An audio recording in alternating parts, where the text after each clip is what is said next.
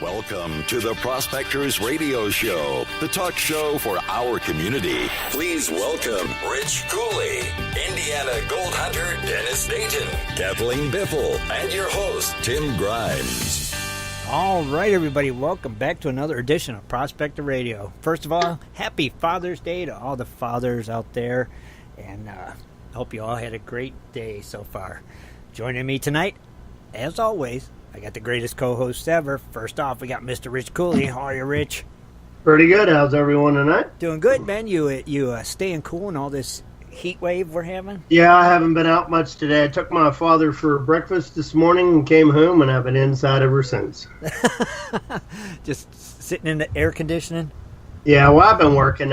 We butchered 2 hogs yesterday, a 200-pounder and a 400-pounder. Man. So I've been grinding pork and getting it ready. This week I want to make some kielbasa, and then hopefully next weekend smoke it.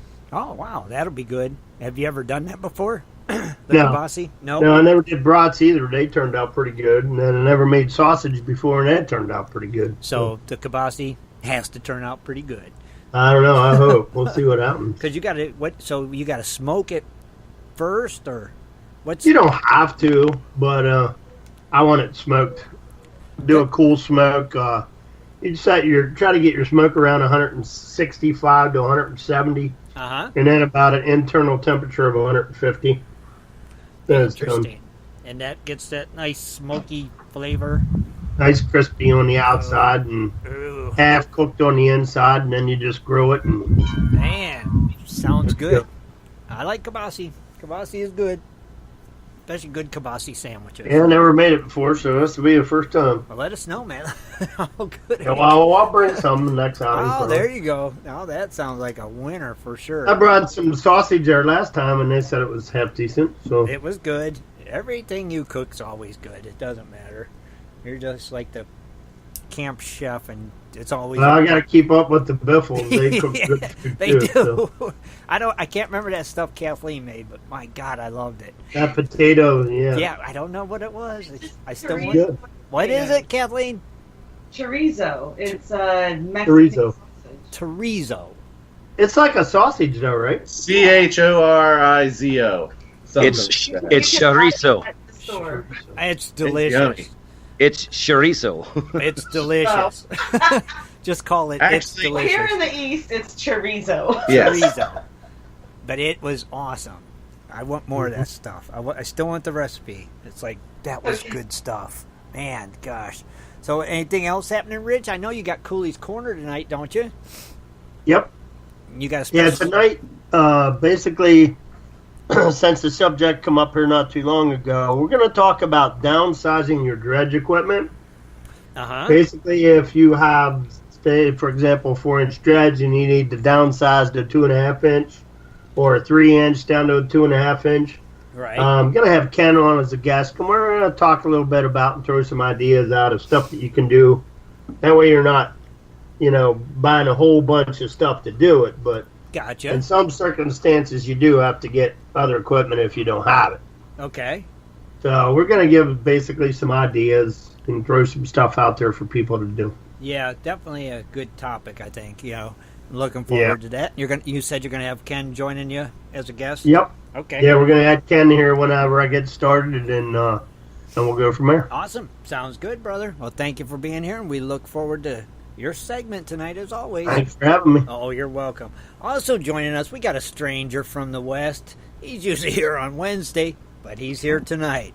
Our very own Mr. Scott Swiftwater. Tony, what's happening, Scott? Woohoo! Guess what? It's like Acapulco here in Arizona right now. Did you get your days mixed up? Because this is Sunday. Yeah, it's Sunday. I know.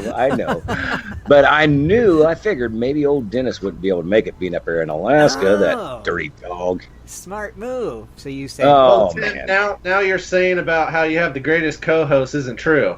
Because oh, darn. That's right. What a guy. The first one to push you under the bus. That's our shed.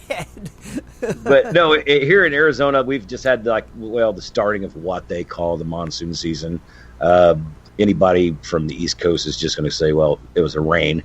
But it rained yesterday. It stayed pretty cool. And today it stayed pretty moderately cool too. And it's been really a nice day for a Sunday. And I guess, happy Father's Day to everybody as well. But yeah, it's just been really a spectacular day, and I'm glad to be on the show tonight and get to hear a little bit of some new stuff. See Rich doing his thing, and I know Kathleen's got a little bit to do as well. So it's going to be pretty fun tonight. I think. Great show. It will definitely be a great show as always, and we're glad you decided to come and hang out with us a little bit tonight. We always look forward to your input and your witty persona, I will call it. Well, I don't like to miss Sunday's show, especially when you got guests and everything. But you come on like at 4:30 my time. Yeah, it's early there. Yeah, so Sunday at 4:30. Usually, I'm out running around or doing something or getting things caught up and stuff like that. But tonight, I was actually sitting here. Believe it or not, I was sitting here in the pool and I heard my Skype ringer go off, and I was like, could they be calling me because Dennis is gone? I was like, oh my gosh, let's get out. So I went out, and like I said, I give you guys back a call, and sure enough, it was. So, hey, I'm here, and all right. I want to have some fun. Well, we're glad you joined us tonight, Scott. We thank you for being here, buddy, as always. I love it. All right. Also joining us, we got our very own news anchor, our Miss Kathleen Biffle. How are you, Kathleen? Happy Father's Day. Happy Father's Day. Yes. Great day. How are you doing? Good. We're just got a lot to do. We still haven't packed. We leave tomorrow. Early. This is how we roll, though. We usually work really well under pressure. Okay. I've seen it. I believe it. So, are you excited? I am excited. I've actually been too busy to really get excited, but I'm getting there. Right, because it's tomorrow, so it's like, yeah. It is tomorrow. Yes. Nice. So, I'm doing out of this environment and into a different one, then yes, I could fully appreciate being on vacation. Oh yeah. Now, where was your first stop? That Herkimer, the first stop? No, Niagara Falls. Okay. Would be the first. Herkimer the second. Herkimer second. And, off to Gloucester, and we get to hopefully see Mr. Dave Marciano. Oh, from Wicked Tuna guy, right? Yes. That's cool. Man. My friends think it's weird that I watch a fishing show called Wicked Tuna, but then again, I also dredge for gold in the river. That's right. You're one of a kind, Kathleen, for sure. So you guys are planning to meet him then? Yes. Yeah, I've been talking with him, so That's we got his schedule. That's We pretty see- cool. Are you sure you've been talking, or you've been yelling with him?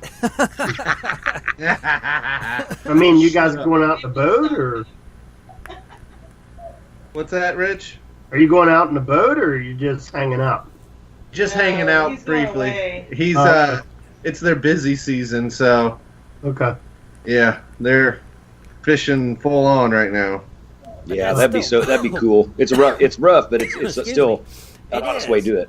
That's But I cool. think he's got a new boat this year, so Yeah. we get to see it. Nice. Make sure you get a picture with them and all that good Of course. stuff. Post it so we can see it. That's pretty cool. Man, So I bet you're excited. Right? yeah, so we still have a lot of little packing and we got the kids. We haven't even gone to the grocery store, so that my two daughters they're older. They're going to be staying in house sitting and watching the dogs. So Oh, okay. Gotcha. That's good. So it's just like you and the boys and stuff. and Cheyenne. And Cheyenne, right. Okay. Yeah. Spencer's in college, and she's always looking. I had to pay them, of course. Do you really? I mean, it'd be a lot cheaper than us going to the kennel Yeah. with 5 dogs. Oh, yeah, you're Well, right. Yes, yeah. it's true. Yeah, good grief. Okay. Wow. Kathleen, don't let Shad tell him that. Oh, the videos make you look bigger. What do you mean? What do you mean? Yeah. Because that's what he said to me when he first met me. Oh, the videos! I thought you were bigger than that. Oh, that's Well, he was on TV. When I told you that, because I you're know, like, I'm feeling insulted, Scott. I know, Scott. You don't ever tell a woman that. I was referring to your 4'7" frame is all. Don't ever tell a woman she's gonna look bigger on video. Oh, you never say that to a woman. Where's your brother? Not a woman. The guy on the boat. Oh, the guy on the boat. Oh, Dave Marciano. Yes, that guy. I wonder if he's 4'7". Boy, I'll tell you what, he can't be bigger than me. I can tell. He looks like a pretty big guy. But it's weird. So did Scott. Yeah, right. Oh, Well, Lordy. we know Marciano's bald. That's He cool. doesn't wear a hat all the time. Yeah, true. Well, we're excited for you guys. You're going to have a fun trip, and and you're even still going to be doing the show from the road Wednesday night. Yes, Wednesday we should already be in Massachusetts. They have Okay. Wi-Fi. We'll let you know at the last minute if something happens, Okay. but still planning on doing the news and Awesome. hanging out. You guys are going to see some old time stuff in Massachusetts. That's cool. Yeah. Yes, I'm very excited. I've already been scouring the internet for historical things to do, but we are going to drive down to Salem Mm-hmm. today and do that. That's cool. So it's a good time. Nice. You're going to have fun. We'll live it through your pictures. So, post a lot of Yes. Yes. pictures. That Our goal cool. is to get photographic evidence of Rich Cooley's wife, though. Exactly. It's really the only reason I'm home. She does exist. She does exist. It's like Santa Claus. She does exist. We want to know. It's awesome. Rich, we're just messing with you. Oh, I know. Yeah, but you guys just have a safe trip, have a fun trip, and just enjoy yourself. Find some cool stones down in Herkimer and stuff, Oh yeah, we're gonna have the kids busting rocks. Heck yeah. It's a road trip too, so it's been a while since. I think it's been like 3 years since all of us have been on a road trip, Uh-huh. and we had to go get a bigger vehicle to fit us all in there. Oh, and sure. our luggage. Yeah, because that's a lot of miles you guys are going to be traveling, so. Yeah, not putting out on our cars, just got a rental, got a great deal. You're And better Yeah. off. Yeah, and then, Yeah, and then we drive the rental through. Yeah, of course. Why not? Don't. Rocks and stuff. we'll yeah. break that rental in. I'll tell Oh, you you that. will. You guys make me jealous. They are the wandering buffalo, Scott. Yeah, and just in case if anybody wants to know, Shad's really good about breaking rentals in. I am. He's the rental breaking in king. I got mean, a the few breaking notches part. under my belt now. I'm surprised they ain't got a picture of Shad in these rental places. Well, you're AutoZone and the other place, keeps them open. you remember the scene in Days of Thunder where they went down the beach in the rental cars? That's how Shad takes care of rental cars. Yeah. Uh-huh. There might be a poster or a flag of things. Do not rent to these There people. might be. There could That would very be hilarious. possibly be. They type your name in, there's a skull and crossbones. Yeah. Big red circle with a line through it. No. If we rent a vehicle, there's going to be some type of prospecting. Yeah. involved. Yeah. And that's the thing. Because who knows where you'll be going. Oh, my goodness. Wherever the road takes us. So Yep, excited. exactly. Well, Kathleen. When you're renting a car and the last things you say to him is, "I like a truck," Yeah. something's going on. 4-wheel drive, please. Did you request one in Arizona? No, we got when we went down there to Prospect in November of last year. We were just getting a four-wheel drive SUV, and the guy was joking, walking. He goes, "Unless you guys want a truck," and I stopped. I go, "Really?" And he No, he goes, was "Yeah," joking. and I was like, "All right." I kind of looked at us like, okay. I'll take it. He used to say we were pulling a big trailer with It worked out. with Jimbo's side by side Oh, and all yeah, his that's gear right. because his truck had some issues. That's right. So So, we broke that rental in too. yeah, That was good. That was a good trip. That was a fun trip. it is. They always have good trips. That's why I know they're going to have a great time on this one. And Kathleen, we want to thank you for being here tonight. I know you got your closer look tonight, don't you? I do. Awesome. Yeah. Going to be great. And that'll be following Rich's segment, I'm sure. So we look forward to it. And thank you, as always, for being here. What's that? Did everybody see the banner that Shad did? Yeah. That gives you a sneak peek of what it'll be about. That's cool. Yeah, that's all I know. She didn't want to even tell me what was going on. Ooh. That's because I just finished it like a half hour ago. I was going to say, what banner? I haven't seen it. You haven't been on Facebook? Official page. Excuse me. Yeah, it's you'll jump on Facebook, you'll see it. But don't do it now. But Right. Yeah, I'm not doing it now. Yeah, but you know what I mean. It's there. Shad always makes these awesome banners. Kathleen, thank you for being here, and we'll be talking to you very soon. Awesome. All right. Also join us, we got the other half of the Biffles. We got our very own Mr. Shad Biffle. How are you, Shad? Doing good. What up, Timbo? Oh, not much. Did you have a good Father's Day? Yes. Wait a minute. That's like hesitant there. I didn't hear the joy in that. Yes, Shad. I know you. I'm sure you had a great Father's Day. Sorry. Yeah, I had breakfast, which was delicious. Nice. That's awesome. And Dan. And that's pretty much it. I did laundry. I cleaned our room. Well, that's I picked up the rental. We did the I forgot. See, that was a good Father's Day. I mean, they could have just left you sitting there all alone by yourself, and you'd have been bored. But they involved. We had too much to get done. See, so you were involved. All boots on deck. Yep, Dad was involved, so it's a good Father's Day. I did a pair of shorts yesterday. There you go. Yeah, see? Yeah, and at least I got all the yard work out of the way from yesterday before the storms hit. So, because today would have been brutal being out there. I think it was 91 or so, and the humidity's just miserable. It is. It's brutal. It's yeah, it was rough. Too hot. One of those days I'm glad I'm here.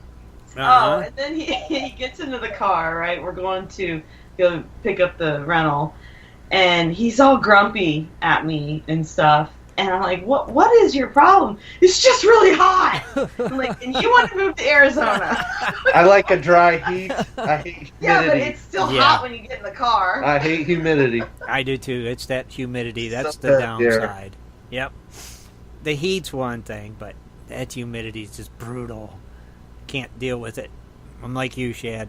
It is making me sick, actually, the heat. I just wish we were in the creek. Oh, then it would have been awesome, wouldn't it? Yeah, it would have been great. Perfect.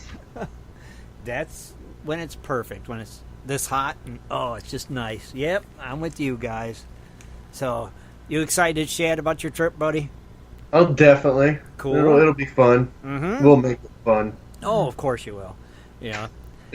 I don't know. The drive will be brutal. I just can't wait to get to Herkimer and just beat the living hell out of those boulders. That really sounds fun to me, too, the Herkimer part. I mean, it's going to be sweet. You never know what you're going to get. You hit it as hard and break a piece off, and you may be staring at something pretty. Right, and that's cool. Yeah. Are you going to bring it's really neat. Can you bring a bucket of them home with you, too, or no? Oh, yeah. Are you guys gonna? Oh, yeah. Awesome. Last time we went, we even brought some that we didn't finish breaking open, like chunks. Mm-hmm.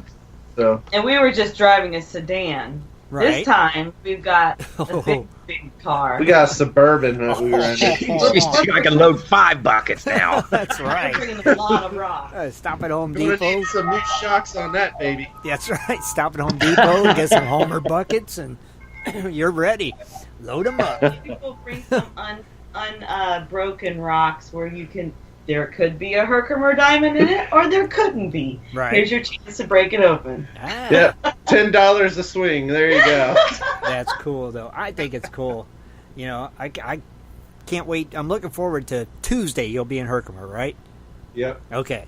So I'm really looking forward to that one. I can't wait to see what you guys do and what you find. It's going to be awesome, buddy. You have a good time. You deserve it, Shad. You know, that'll be the rest of your Father's Day present. Your little trip, your family road trip. So have fun with the family and be safe and all that good stuff. And I think you got some precious metal prices and birthdays for us too, don't you? Yeah, and needless to say, precious metals took a dive on Friday. Did they Oh really? my God. Oh no. It's pretty much like a crash that happened, I swear, when I looked at it. Gold dropped $24 Holy cow. to $1,278. In silver, we had that moment of above $17, went down 63 cents. Jeez. So it's at $16.54. Yeah. Platinum dove $19, closed at $886. And even palladium couldn't get away from this one and also dropped $19, closing at $988. Any ideas what happened? What was going on in the world that made it so crazy? Dude, I don't know. Was there some big event or something? Right, because of the trade war stuff going Yeah. on. Think so? I was going to say, here's Swiftwater's point on this, and in no ways or form am I your investing There you go. Thank you. guru, but I think it's just like the wind. It's taking a big breath before it takes a nice little shoot up. Okay. You know, I think about like when it comes to gold. You know, I always look at resources and stuff like that. When's the last time we've seen new phones, new computers? You know, it's time for all the companies to start coming out with something that's big and bad and better and all this. So the big money will lower that to get in on it fast before that swing actually happens. Mhm. And I think that's where it's coming to right now. I think is that's 'cause- what's happening. Okay. I think they're going to start. You know, you're going to start seeing a whole like the new phone this, new phone that, from each companies, and then new computers. You know, you got to get the best of the best. Well, they all got gold in them. Right, of course. And then we're still doing the space program. It's not called NASA anymore, or used to be, but I don't know what it is now. But they're still using gold in space. I mean, we're still using gold. Trust me. It will go back up. Definitely. We know that. So, I mean, that's without a doubt. But maybe that's it. I don't know. It's just weird. They all took a big jump. I mean, that's a huge drop. You know. I think. Shad, what do you think on it? Well, I think a lot of stuff happening in the world all had some part in it, but I think a lot of it had to do with just so much market uncertainty in the global markets, as well as the U.S. And I guess if I remember right, the U.S. actually opened up. What did it say? Something about their monetary pumping out more money or something. Oh. So all this. In like one article I read said it was mostly a lot of just confusion of what was happening in, you know, the European markets, Japan's markets, China, and of course the U.S. And then, you know, so I think it'll swing back up, honestly, probably, and stabilize. I don't know how much, but Do you want Kathleen's opinion on it? Yes, ma'am. We always do. Well, Trump isn't messing up too bad lately, and when the dollar's strong, gold always takes a dive. Okay. So that's my opinion. Okay. No, it's good. Well, all good yeah. opinions. You're right. But I remember the dollar used to be on the gold, but they got away with that. Yeah. So anyway, you know, Trump seems to be doing all right now. Okay. That's my opinion. I'll go with that. All right. Oh, Shad, you got birthdays tonight? yes, I do. And no Dennis to sing, right? Dang it. No, Oh, well. Scott, you want to sing? there. Happy birthday to you. Happy birthday to you. I'll Have a good day. Whoever wants to sing, go for I'm it. not a sexist old Dennis. So. I think Swiftwater just sung, so Okay, that was it. That was what That you was get. your birthday that's song, all you everybody. get. So Wait, I Hey. forgot. I forgot the ending. Happy birthday to you. You look like a monkey, and you smell like one too. There you go. That's Scott's version of the birthday song.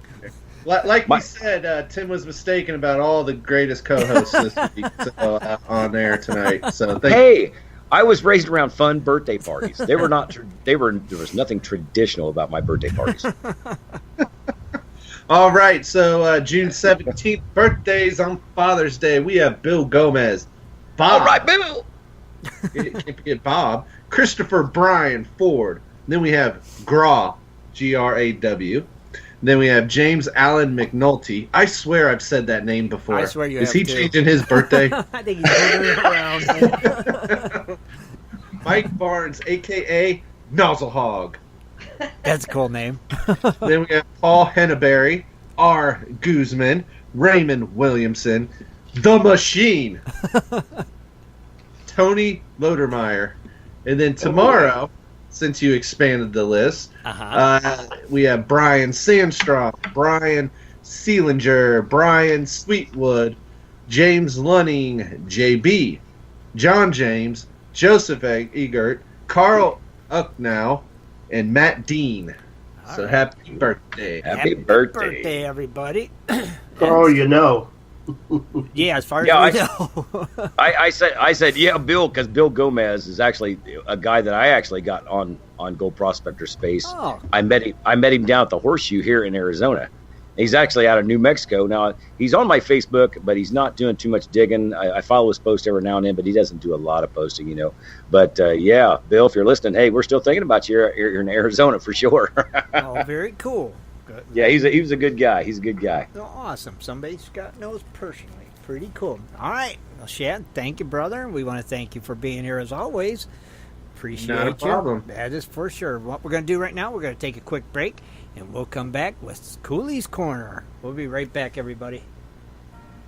Do you like to mine for gold? Enjoy prospecting a nice crack in the bedrock? Enjoy getting outdoors to camp, fish, hunt, and hike on your public lands? You plan your trip, load the gear, grab the dog, put the family in the truck, and drive off to a locked gate. A sign says you cannot enter or access your own public lands. Mining claims and public land owned by we the people are being designated as off limits by our own government every single day. Are you concerned about the direction our government is going? Are you tired of seeing no access, no entry signs on your lands? We are, and we are fighting back. We are AMRA, America Mining Rights Association, the fastest growing small mining advocacy association in America. AMRA is a 501c3 not-for-profit formed by miners, hunters, off-roaders, retired military men and women to stop the insanity. AMRA was formed to educate, unite, and help the small miners and public land users on their rights given to us by God. Do you want access to great mining claims? For a small tax-deductible donation to their miners' legal fund, your family gains access to proven excellent mining claims across America for an entire year. AMRA challenges the USFS, BLM, EPA, and the other agencies intent upon stopping you from enjoying your own lands. You are who pays these people's wages. It is time they listen to us. We need to unite. And that is what AMRA is doing. As you sit here right now, thousands of acres of public lands are being closed, locked, and blocked from use by you. Are you fed up yet? Join us. Get in on this fight and let's restore America to what our families fought and died for. Freedom. Just visit AmericanMiningRights.com. AmericanMiningRights.com. Also, check us out on Facebook at American Mining Rights Association. AmericanMiningRights.com.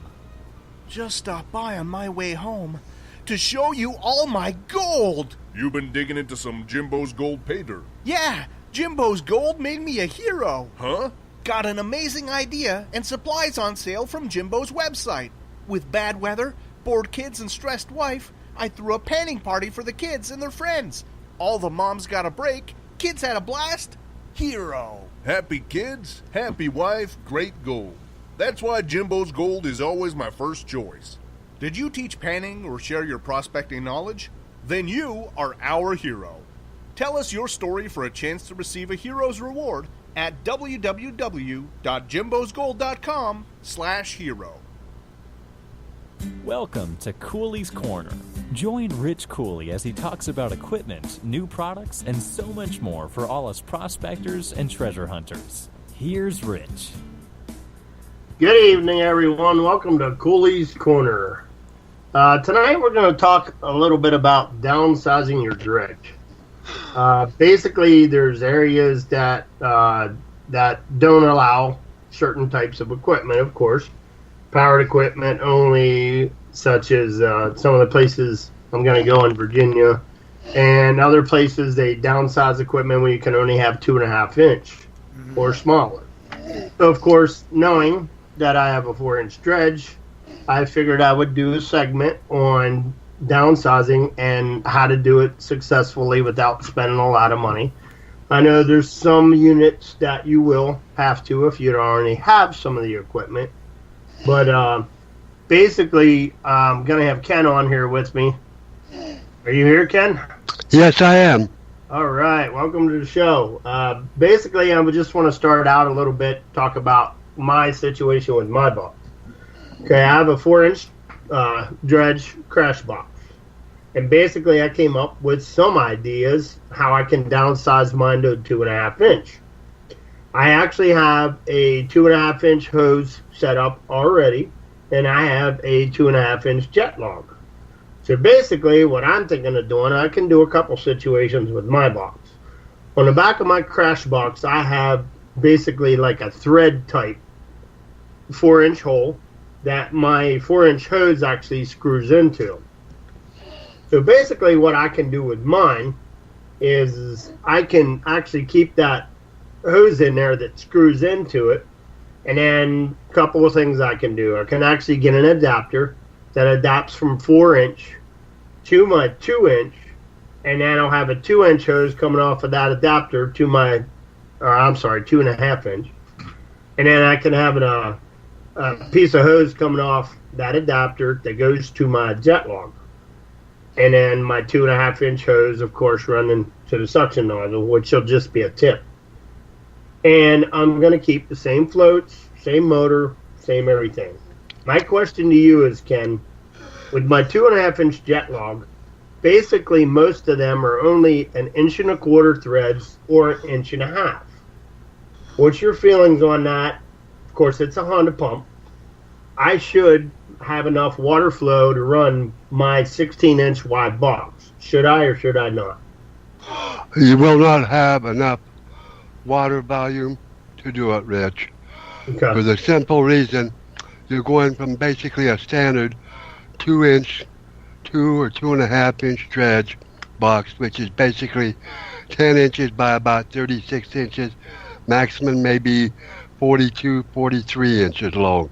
Correct. Therefore, you won't have enough water to substantiate the 16-inch wide box with the ripple section in that. Because the line that's coming out of the pump is 2-inch, and it's going to be forced into basically 1.25 inch freaking, or 1.5 inch coupling, basically, you know. Right. You're still going to have the 2.5 inch jet there. Right. But you're losing the water volume by about 2, maybe, I'll say at least 4 inches, because of the 4-inch hose and the 4-inch power jet that you have going into the existing original box. Mm-hmm. You will not have enough water pressure or volume to do it. That's basically why I brought you on to bring out a couple key points when it comes to that. Now, basically what I could do, I mean, I have other options also from other people that suggested some stuff, but I could also take a 10-inch sluice box that I have for my high banker. I could actually just set my high banker dredge combo on mine, on my dredge, and I could actually use that if I wanted to. Yes. Because it's already plumbed up to the 2.5 inch for the jet. Right. If you could, the only obstruction with that, you're running your crash box header on your 4-inch is going to give you a lot of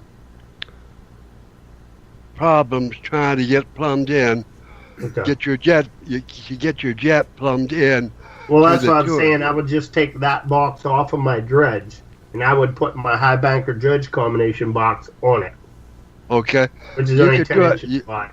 You could do it that way, Rich. That would probably be. And then the other thing, instead of actually using my high banker box, I could actually build a smaller crash box for 2.5 inch, and I could do it that way using my jet log too. Actually, we actually discussed here when this subject was brought up at one of the on one of the shows a few weeks back. Mm-hmm. We had a little chat about doing something like that, and basically there's a few ways that you could do it, that people can do it, and it just takes a little bit of thought and trial and error with a lot of it there. If you remember right, your box, your 2.5-inch dredge box, combo box, Mm-hmm. has a removable extension with the header on it. Mm-hmm. Most people, the better way I would go is I would spend a little bit of money. They have these here floating pool chairs that are on plastic pontoons. I think you can pick up a set of them for probably about $70-80, give or take. And that's where I would start with first. I would go get a set of them, build a frame out of PVC or aluminum tubing or something to set a whole nother complete dredge on there and go that route with it. Yeah. On mine, like I said, I'm just taking my whole unit off and placing this other unit on. That way it's easier. I can use the same pump, everything, Right. You'll have, if you was to go that way, Rich, the pump that you have, the 5 or the 5.5 horsepower Honda pump that you have, will run it. You'll actually only be running probably a little better than idle speed to feed enough water and have enough suction to do it with. Right. So, but the thing that gives you, you could use your same pontoons and the original box that you have on there and just set the other one in it. Okay. Now, where you might run into another problem is, as you noticed, and we have talked before, if you're in deep enough water with your 4-inch, when you start running water and material through it, the discharge end goes down automatically somewhat for discharge. The problem is with the 2.5-inch box setting in there and being centered up in there and equaled out, you're going to have to put a lot of weight on the front of that to push it down in the water, and in order for it to clear out. Yeah, that's a good item to bring up, and there's plenty of rocks out there to do that with. So I don't really see a problem with that. Over the years, I've modified several different pieces of equipment to work different ways and this and that. And years back, Gold King Manufacturing came out, and they manufactured a small 2-inch dredge and a 2.5-inch dredge. They also went to a 3-inch dredge with the same, basically an identically same type of header box on there, and they seem to work really super good.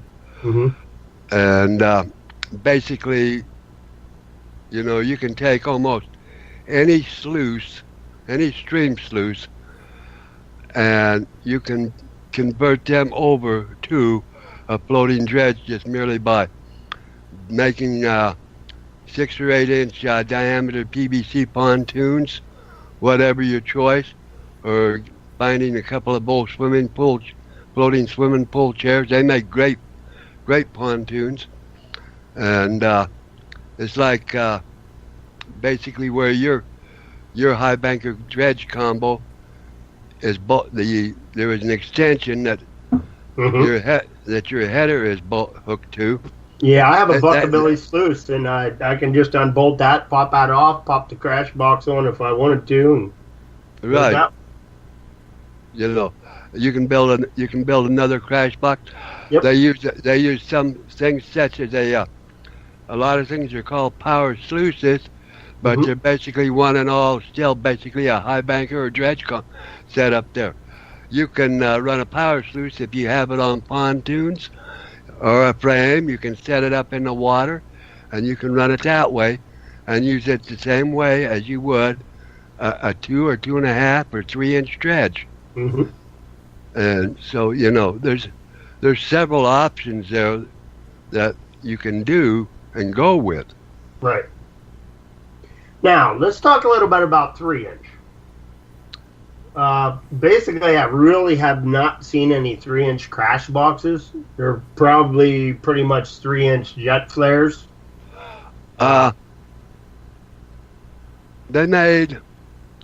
There's several manufacturers from years back. They didn't have a crash box header. They just made a header box. Right. And basically it did not set up as high as the crash box header is. Mm-hmm. And these here headers were basically made out of aluminum sheet. And they were bent up, pop riveted, some were welded, and basically all they did was they just made a header box there, shoved a piece of 2 or 2.5 inch exhaust pipe on a plate that had a hole in it, and they welded the exhaust pipe in there on an angle to shoot up, basically there so that the jet could go in or the hose could slide over. Right. And there's still a few of them around. I'm not sure whether anybody's manufacturing these or not. Right. But that's why I want to concentrate basically on how you can change a 3-inch jet flare to a 2.5 inch without a lot of work. Can you do an adapter? 3-inch is a 14-inch wide box. Mm-hmm. You still got the same problem with your water flow. You would think, even with it's only a 1/2 inch of difference. Yeah, you because see, you're actually talking. If you're running a 3-inch, and you Well, got the lines off a 3-inch are only 1.5 inches, aren't they? Are they shad on yours?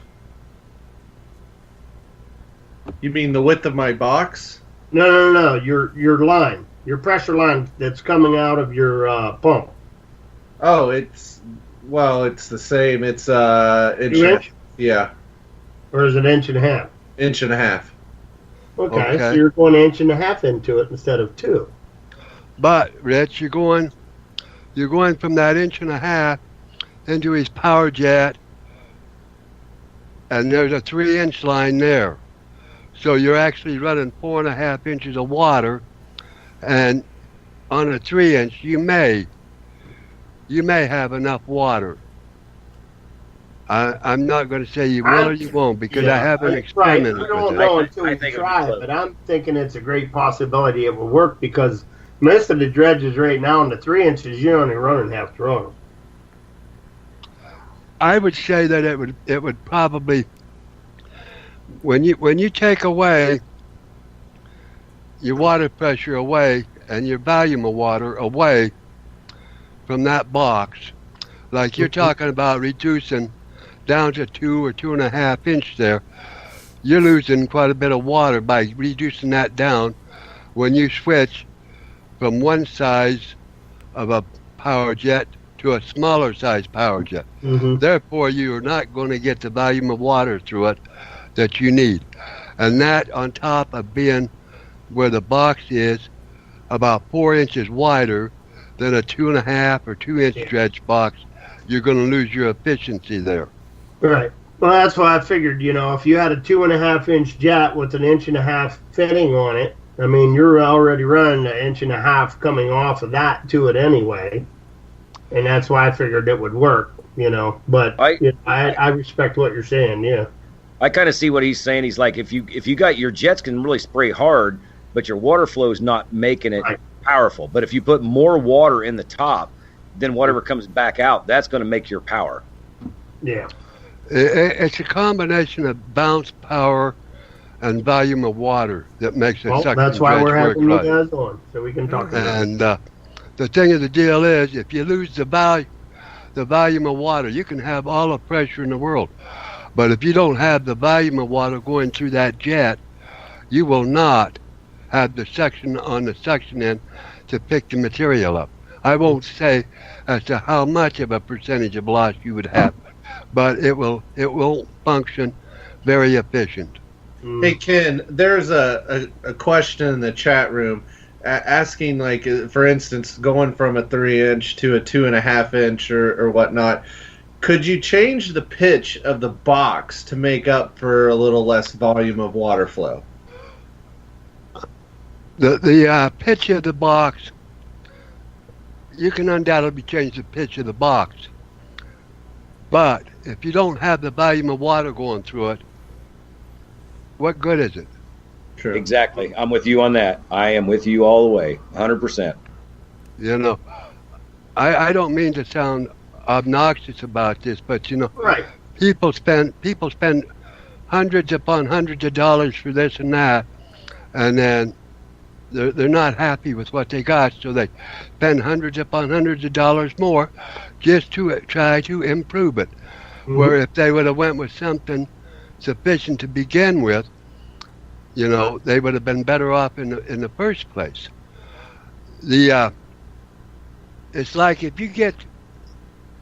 especially if you're taking and going down to something, it's like I just got through saying, if you use the 4-inch pontoons and you stick a 10-inch wide by 4-foot long box in that, Right. how are you going to get the pitch of angle unless you prop that whole thing clear up in the air enough to get an angle to run it off?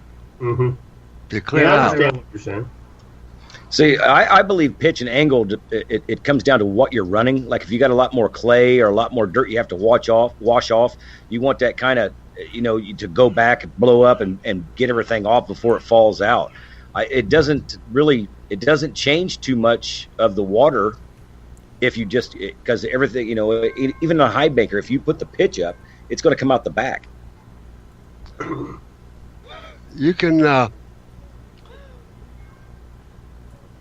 I'll put a suggestion out there. I would try to find somebody, if I was going to go to something and I had a stream sluice, I'd try to find somebody that had some designs or had some knowledge of building a header box. And I'm not talking crash box, I'm talking probably, maybe an 8 or 10 inch high header box there where everything runs into the header box and then down through the sluice, and they can, with an adapter that can be bolted right into any stream sluice that's there, just merely by drilling a few holes. Right. That way you don't have to change your matting or do a whole lot of configuration to get it to work pretty sensible and efficiently. Mm-hmm. Okay. Now, Yeah, Rick, that's basically why we're bringing this up, you know, mm-hmm. because I had a bunch of questions offline about different stuff, so I figured I'd have a segment on it, and we could talk about what we think will work, and, you know, have to experiment and go from there, you know. I mean, I have most of the stuff already for my thing, so, I mean, I already have a 2.5-inch jet log and hose already set up and all that, so, I mean, mine's, for my setup, it's not really going to be much for me to change. now, you know? do both of you guys run a cheater mat in your stuff? Run a what? What we call a cheater mat, like something if you No. turn it off, you could take that little mat out, look and see what you're kind of catching, and put it back without doing a whole cleanup. Rerun Vortex. You can do that with Vortex, yes. Yeah, you run that in yours. You can do that with putting any mat you want, Rich.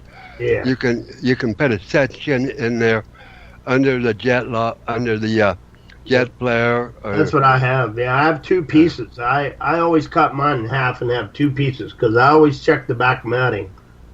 You know, the forward matting is just a bonus if there's anything in it. But majority of the time, the first 2 feet, all my stuff's in the back. If it's working properly. Now, I have one question.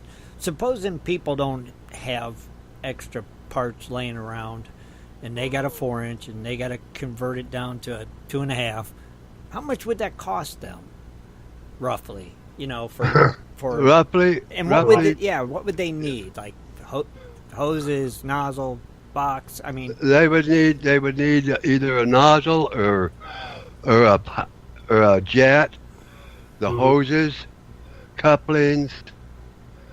And you can't use your box either. I mean, your box is too big, so now you're going to have a 10-inch box. You know. Well, not necessarily. If you ran your motor lower to equivalent to something else, it would be.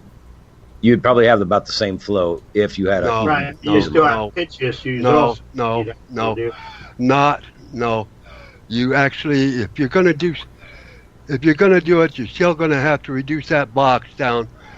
With the question here, Rich has got a 16-inch wide box, and basically your 2 or your 2.5 inch stretch is only 10 inches wide. So you can't get enough volume of water through that big box by trying to use it. So therefore, you're going to have to figure out a way to get another box, right? Okay. Or build a complete whole different insert. Right. That's what I was trying to say with Tim. You know, Tim was saying, "What all you need?" Well, you're going to have to need another box. What the cost would be, you know? Yeah, you're gonna. I mean, you got to have another box, and then the other box, and you got to figure if you're gonna go with either a crash box or a jet, then you got a jet log, and then your hoses. I mean, yeah, would you be better off just buying another dredge? I mean, it's like, dang. Tim, to answer that question, I think before I would personally, and I'm speaking for myself here. Because I have I don't have all of the capabilities to do it. Right. But I do have enough knowledge to do it. Right. And I could do it. Speaking for myself personally, if I was going to go back to a 2 or 2.5 inch stretch, I'd start out with a stream sluice such as Bucket Belly, King, or some other one that's got a good quality built stream sluice. I would take the flare off of that sluice, and I would make a 14-inch long, 10-inch wide adapter to bolt into that sluice box. Then I would build and fabricate and build a header box for that and design it strictly for what it was intended for, like a 2 or 2.5 inch. And if I was looking for pontoons, since I think you can pick up, I seen those floating pool chairs for about $75 a pair.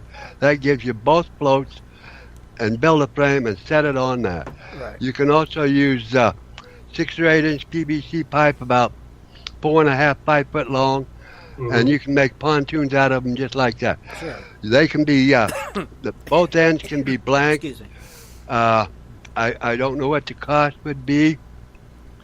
They can be banded together, just like taking a piece of metal and wrapping a couple bands around them, and bring them up and bolt a frame into those bands to set your box on. Yeah, and then you have to wait for the motor though too, unless you right.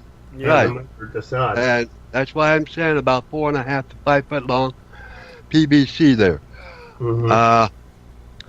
There was a guy here that he's still on the site as far as I know. I haven't talked to him for ages, but his name is Lloyd, and he's out of Oklahoma. He used a couple of pool chairs floats, and he's got a 2-inch dredge mounted on that with the motor setting on it. And he picked up some pretty nice fine gold in Oklahoma with it. And I think at that time, he only had about $185 in the whole setup that he had. Okay, that's not bad, right? Okay. You know, but I haven't talked to him for a long time, so I don't know whether he's even still got the pictures on his site or what. But he said he had them. He asked me quite a few questions about how to set a framework up on it for him, and I sat down and thought about it, drew it up, and sent the drawing to him, and that's basically the way he went with it. Okay. Well, very cool. You know. Thank you. Yeah. Thank you. So now I have a winter project to do. Yeah. You know, if anybody has questions, you know, I'll gladly try to answer their questions if they want to message me with thoughts and ideas on something. I'm more than happy to reply back to them. Awesome. I've got a pretty cool question for you. Have you ever thought about having a different made frame for those that work, say, what I would call mediate to calm water, and then those guys that are actually, like, say, out in the middle of a river or up really close to a waterfall, when the dredge is actually moving up and down and sloshing? Do you think maybe a different made-up frame would be better for those different locales, or do you think the same frame would equally do the job?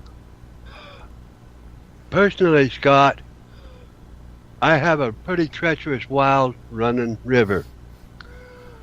And at times I use, off my original frame, off of any one of the 3 or 4 dredges that I have, I use pivot point rods. And I have some places that are welded in on the ends of the frame, on both the front and the back. On the one frame that I have, it's too heavy for that, so I don't use it that much anymore because I usually tie up with a lot of rope. But in the past, when I was really working the center of a lot of rivers where there was a lot of tremendous current going down through, I used to drive 20-foot pieces of rebar down in through a pipe fitting, a piece of pipe welded on each end and each side of the frame of the dredge, front and back. We used to drive 15, 20-foot pieces of rebar down in to the river bottom just to hold that dredge in a certain place and still tie it off. And it very rarely ever moved. But have you ever thought about, like, making it, I mean, even though that you have rebar on it, it'll still go up and down with a wave? Or they're all gonna, you don't want your motor get flooded, They're all gonna bounce in rough water. It don't make any difference what you do or how you do it. They're still gonna bounce up and down and walk side to side. The most treacherous thing in fast water is not having that dredge secure enough and it gets away from you. Right. Because when it goes down the river, you're going to go down the river part way with it. Yep. Well, you're hanging onto the nozzle. You better believe it.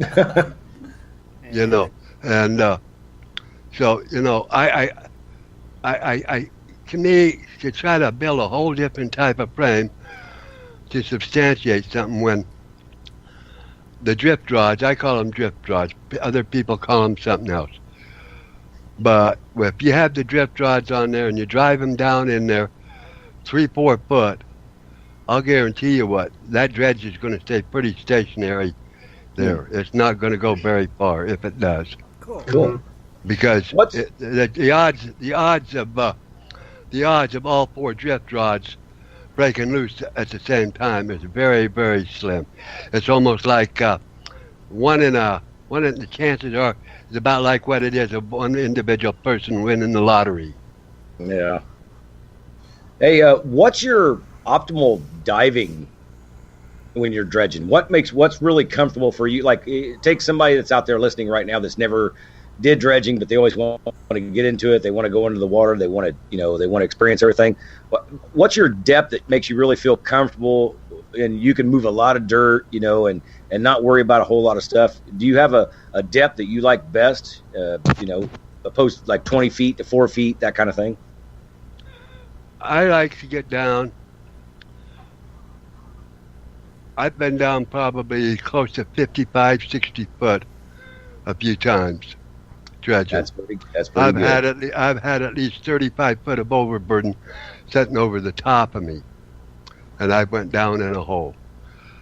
I don't feel comfortable doing it anymore. I didn't when I did it, but the payoff on it from the recovery of the material there was really super sufficient. There was a lot of good stuff there. My comfortable zone right now is about 10 to 12 foot right now. Okay. And the reason that be is getting too old to really want to get much deeper than that. Well, do you think a newbie or a 1 year person's been in it 1 year, do you think they'd be comfortable at 10 to 12? Yes, I do. Especially if they've had some training or something. If they've been out a couple times, yeah. I mean, if they've been out a few times like that, yeah, I think they would be comfortable at it. I've taught a lot of people how to dive, and I tell them, dive and go down so much at a time and work an area and work down so far and keep working down a little bit more all the time until you feel comfortable with it. Whatever you feel comfortable with, work that depth. And if you don't feel comfortable about it, don't go that deep. It's I didn't know if there was just like a natural level that a lot of people felt comfortable with. 10 or 12, I could see how you could say that was comfortable. A lot of the hoses and stuff like that are, I think usually I see like anywhere from 15 to 24 feet. So that would be a pretty good assumption, I guess. Yeah. Actually, if you get down, I've been down in some holes there about 25 foot. And I've actually felt really comfortable down there because I don't have a whole lot of overburden around me. This is one big deep hole. And you can get down in there, you can work the bottom, you can work the sides, you can work either end of the running stream water. You can go just about anywhere you want to go and work in it. And as long as you breathe right and you don't have a breathing problem or run into a problem while you're diving or something, such as a motor quit and a pump die, because you only have so much time to come up, and you definitely can't come up from 25 foot real fast. So. My suggestion, and this is my personal opinion. I'd say anybody that's starting out, beginners, or even your first year, I wouldn't dredge in anything over than what you can stand up. Because basically, if you have a problem, all you got to do is stand up. Until you get a little more experience under your belt, what it's like when that engine shuts off and you have no air, I would not suggest going any deeper until you've had that happen a couple times to know what it feels like when you run out of air. Yeah. Because that mask sucks to your face. Yeah, I was going to say, that's a wise choice. Time, that's a warning. It does it the second time, you better be coming, because there ain't no third time. Third time that mask sucks to your face, you're out of air. My suggestion to people that are starting out to dredge under the water and that, and to dive, is put the mask on, the regulator in your mouth, if it's not a full face mask. Sit down in that water and just kind of move out in the water until you cover your head up, and then just keep going a little bit deeper there and just sit there for a while and breathe normal and natural. Yep. Get used to what you're doing. Don't try to jump in and go 15, 20 foot all in one whack. And like somebody said also in the chat room, practice dumping your weights, Right. Practice doing that, because you never know when you might need to do it, and if you don't know how to do it, it's going to be a lot more stress on you.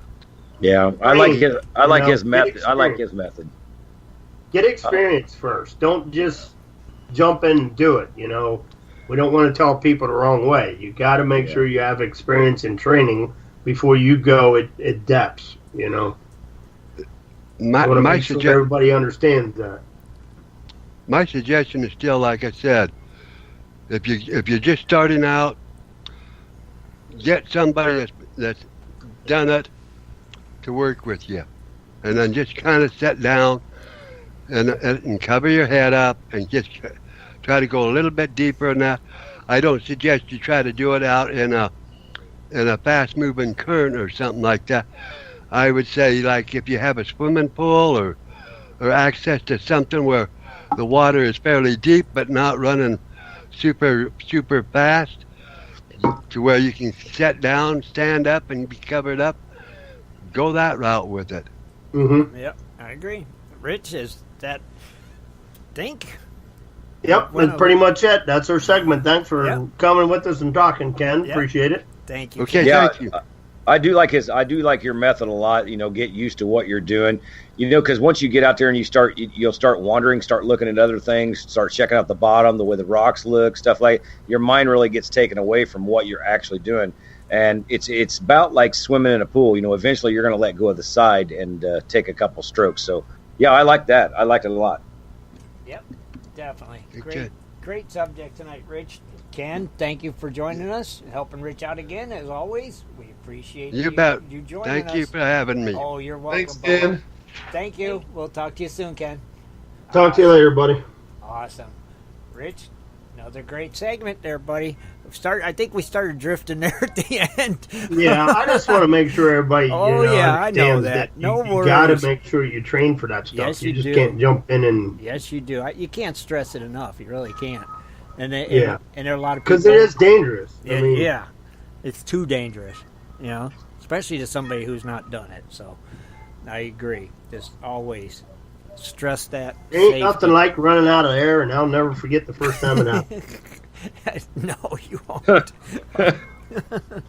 I'm glad. Yeah, I asked those questions. I was kind of just curious for myself. I always wondered about that, about just people who dive. Is there a such thing as just a comfortable level? Like say, Rich and Dennis and you guys, if you look at deep, you guys are looking like from 6 to 8 feet. I would figure. But that's kind of a trick question, Scott, because everybody has their own, depth that they're comfortable with. You're right. Yeah, I'm comfortable with. I'm comfortable anywhere, 12, 15, 20 feet. I'm comfortable because I dove before. I scuba dived and over in Japan. We went down deep, and my comfortability is, it is awesome. But then you got that in the back of your head. You're on an air tank that's above you. Yeah. And when you run out of air, you got to get up. You can't be down real deep when that happens because a lot of stuff can happen, Right. But I'm talking more like, when you go out for a weekend. Right. Like you can get a couple of deep holes that might be anywhere from 6 to 8 feet. Right. Some people really like being at 8 feet and hate being at 4 feet, and then vice versa. Some people like to be at 4 feet and hate being at 8 feet. That's me. That's why I say it. I just want to know if there was a comfortable, like where the majority of people's like, oh man, 7.5 feet is awesome because I can sit there all day. That kind of thing. Yeah. That's what I'm looking at. Yeah, gotcha. Now somebody. Rich, real quick, somebody asked in the chat room, when are you doing a segment about recirculating? Yeah, I just replied you to see him. it? Okay, good. All right, cool. That'd be a good one, actually. I like that. Very cool. All right, we're going to take a quick break, everybody, and we will be right back. In 1858, gold was discovered in the rivers of New Caledonia. This discovery would spark a massive gold rush. Today, the search for gold is much easier, yet still challenging with Dirt Hog Pay Dirt. At Dirt Hog, we pride ourselves on our gold and guaranteed gold amounts. Just visit dirthogpaydirt.com today and buy yourself a bag of the best pay dirt concentrates on the market. Order with confidence in Canada and North America. dirthogpaydirt.com, the best gold concentrates on the market, period.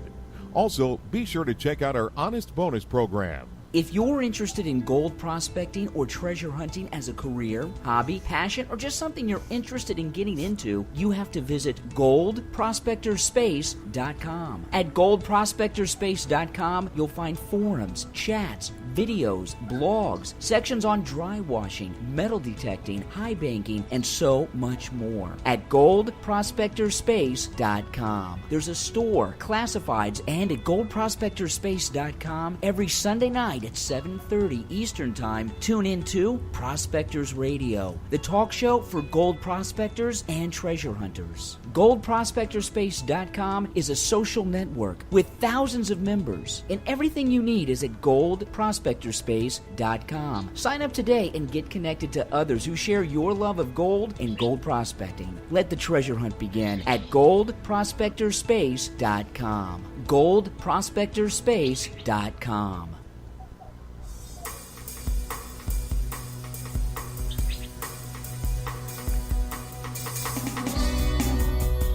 You're listening to Prospectors Radio. bringing you 2 hours of information and commentary on the fascinating world of gold prospecting and treasure hunting.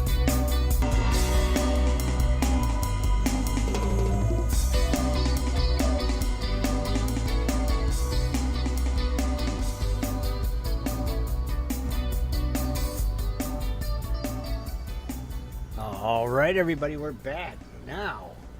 Now that we got the juices flowing. That's right. We had to get them fired up for Kathleen's Corner. Take it away, Kathleen. Head bob music. Closer look. Oh, dang it. Closer look. Why did I get it confused tonight? I don't know. All right.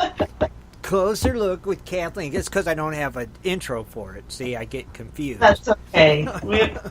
You don't need to do an intro. You can. It's the Closer Look with Kathleen. Thank you, Scott.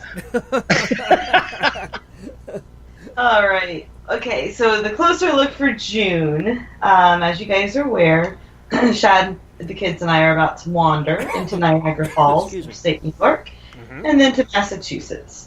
So this week I decided to take a little closer look just on what I could find in the way of gold and treasures in those parts, focusing mostly on the Niagara area, which includes much of the state of New York, well, a portion of New York and then Ontario. So we'll do a little bit of both. Okay. But there's been talk, what's at the bottom of the Niagara Falls? I've always wondered, right? Rocks. A bunch of rocks, I'm sure. But it said that gold and probably a whole other, a lot of things can be found. This is, in the plunge pool under Niagara. So the very first thing, of course, you're going to be faced with going there is finding a way to get to it. And can you actually keep it? And this is in New York. Gold is known to occur in the state of New York. However, a law dating back to the birth of the United States in 1776 says that any gold found in the state will remain the property of the state of New York. Well, because of this law, it is dampened any efforts, on finding gold and opening gold mines. So if you're to find gold in your own backyard, if you read the fine print on your deed, you will find that gold does not belong to you, but the state. There have been efforts, however, recently that they're trying to change the law, but as of the date that I know of anyway, it's still in effect. Okay. Yes, and I think somebody else might have mentioned that too once in the chat room. Yeah, I've heard talk of it. Yeah. But gold isn't the only thing affected by this law. Silver is as well. Basically, the law says all gold and silver deposits found in New York will always stay there. But, they are trying to amend it. And, it's actually a good area. The question is, well, is it even worth it, to look for gold in New York? Right. Well, if you look at the geological maps of New York, it is apparent that, there are several environments in the state that are likely to contain both lode and placer gold. Probably the most likely place where you can find lode gold is in the Adirondacks. This is north of New York, about 4 hours, if you're not familiar with the state. But they say the second most likely place is the Hudson Highlands. This is off the Hudson River north of West Point. And lastly, they say, strangely enough, right in New York City. So these are the areas in New York State where the bedrock is made up of what's known as crystalline rocks, and that they may contain gold. Not only that, there is a lineation of rock on the west bank of the Hudson River. It's called Logan's Line, and that marks the western part of what was known as the Taconic or Orogeny. I think that's how you say it. I have a problem with butchering names too on a closer look. So anyway, the Taconic or orogeny, I guess. When I looked that one up, because I really wasn't familiar with what that was. This was actually the first of the 3 mountain building periods that ended 440 million years ago. And this area affected most of modern day New England. And, these events is what formed the Appalachian Mountains. Right. It's kind of interesting. So anywhere to the east of this line, it may be possible to find gold, especially in the quartz veins found in the slate belt of eastern New York along the border with New England. So based upon geology, low deposits are possible in counties of Columbia and Saratoga. So, of course, there is placer gold. The potential source for it is found in the conglomerate of both the here we go, the Schwangaks and the Catskills. Catskills was easy to pronounce, but I think I'm really butchering the name of this other mountain range. Yeah, I'm country, and I don't have a clue on that one. Well, anyway, this is it's where the parts are weathered out of these ranges, where it is believed that these placer deposits are found, and they are similar to that of the Witwatersrand Reef in South Africa, which is the world's largest deposits of gold. So there could be, gold there. I wonder if you can crevice it. Oh wait, you can't keep it if you find it. Never mind. It's like, leave it there. I know. It's like a catch and release thing. Yeah, maybe. You find it, throw it back. Yep. There you go. Yeah, sure, that's a way to do it. Oh, jeez. All right. So there's likely to be gold found in placer deposits across the length and width of New York, and of course, as we know, here in Ohio, they're brought down by the glaciers, and there was at least 3 glaciations in the past 1 million years. So immediately to the north of New York State lies the Abitibi, I don't know, Abitibi. Okay. The Abitibi Gold Belt. Anyway, it's the Abitibi Gold Belt of Quebec and Ontario. And this extends for over 500 miles from Wawa, Ontario. WAWA. Oh, Wawa. No, I'm just thinking it's getting better. It's Wawa. Sorry, Wawa, Kathleen. Sorry. Ontario. To Val-d'Or, Quebec. The action of the glacier removed any gold that was loose in the soil of these provinces, and it took it south to be deposited across the width of New York. This is where most of the gold, also as we know, in the Midwest of the United States come from. Gold was discovered in Ontario back in 1866. The first discovery was made at El Dorado, which is located in the southeastern part of Ontario. After that discovery, there was, a small gold rush of sorts. But pretty interesting, I thought. I wasn't really sure if there was gold there or not. But all in all, you may not get rich hunting for gold in New York State, but they say that about Ohio too, but it's still fun to get and keep. Mm-hmm. But maybe someday the state will change the law about, gold possession and so forth. So they should, it's really funny that you said that about the gold in New York State. Do you guys ever seen it's a kind of a documentary, a kind of a video, but the guy goes downtown where like all the jewelry houses are, and he sweeps the sidewalks. Yeah, wasn't that Jeff?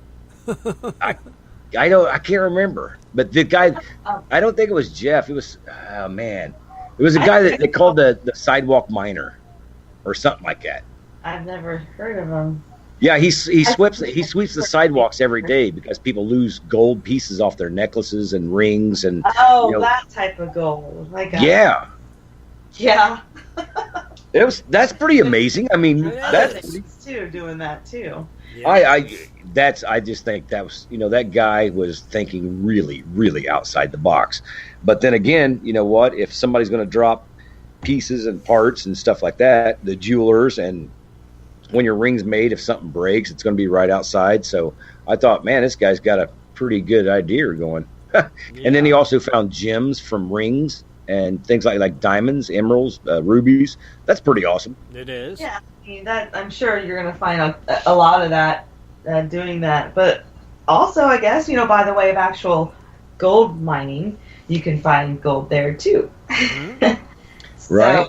It's a northern part, right?